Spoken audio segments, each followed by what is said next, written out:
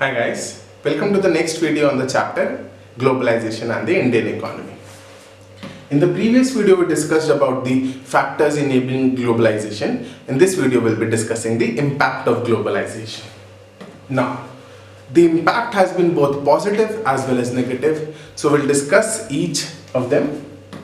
Now, the positive impacts have been quite a few and it can be easily counted down as well. The biggest impact is that to the consumers, at least, it has given great choices to them. So we have a wide variety of choices for every product, let it be for mobile, let it be for the gadgets, latest gadgets that we have, the cars that we have, for any product that we have, TVs we have, so electronic gadgets, everything we have a wide variety of products, wide variety of choices. And what also has happened is that because of a lot of competition from the rest of the world, every company has increased their quality. So due to increased competition, the quality has increased, and they are also reducing their price because they want to get the customers attracted towards them. So the prices have been lowered, the quality has improved, and the choice is provided to the consumers. All in all, a great opportunity for the consumers. But for the companies, at least for the Indian companies, the positives has been such that the companies which were providing raw materials, they have prospered because the raw materials are required by the MNCs who are setting up plants in India. So for them, these local companies who are providing raw materials, it is a massive opportunity because MNCs buy product in large numbers. Then several Indian companies have also raised production because they want to compete with this MNCs. So they have also invested in technology, they have also improved their technology, improved their quality, so they have also risen to the competition. Now, some companies have become multinational. So if you see companies such as Tata Steel, companies such as Reliance, so they have become global MNCs because the market has opened not just for other countries, but for us also the market has opened for the rest of the world. So we have got access for the various other markets. So this has made our companies multinationals. Now, new opportunities have also been created because like in the case of our IT industry, that has been a direct product of globalization because the service sector of the IT industry is directly responsible or directly an effect of the globalization because most of our services is across the world.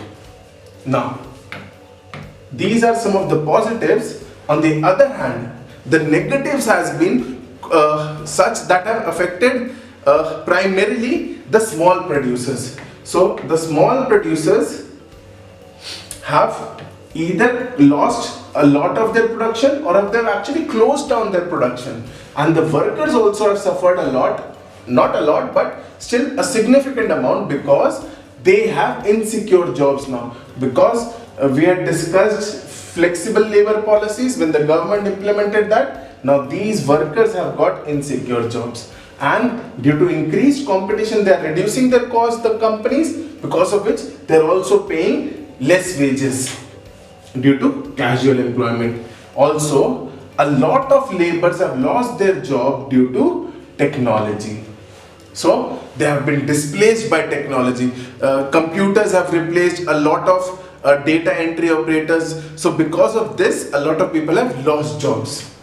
Now, some people's livelihood have also been affected because when the government set up the SEZs to attract foreign investment, they had to display lakhs of people because SEZs are huge units where hundreds of companies can set up manufacturing. So if you need a huge area, you have to displace the people living on those areas. So because of this, a lot of people have lost their livelihood.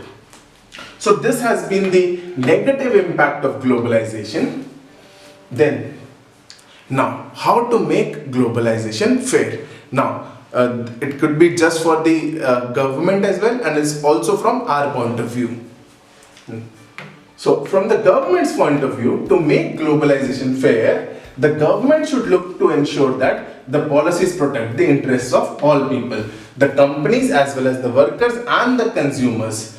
Then if you look at the labor laws, they have to be properly implemented. In India, it is said that the laws are not properly implemented, even though the laws are there for every aspect, but their implementation is really poor. So that can be improved upon. Then the small producers which are actually reducing their production due to competition, they should be supported because they are the backbone of the middle class and the economy that supports them. So there the government needs to provide support, the government needs to provide subsidy or the technology transfer to them.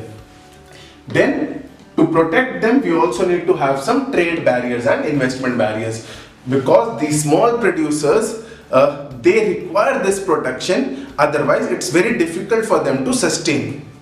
Now, another thing is that in the WTO, since the developed countries are fighting a lot to dominate WTO, the government should also take a stand for the developing countries and should take a stand in such a way that their rights are also not taken away. So we have to fight against the domination of the developed countries in the WTO.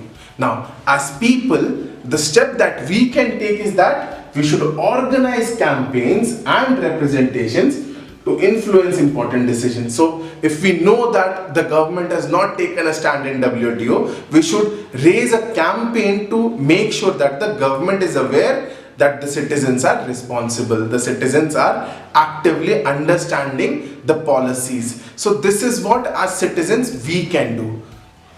So this is all about the chapter on globalization. And in a nutshell, the globalization has been positive, negative, it hasn't been quite fair, but there is scope to make it fair. All in all, it has been a boon as well as a bust for the Indian economy. Thank you so much.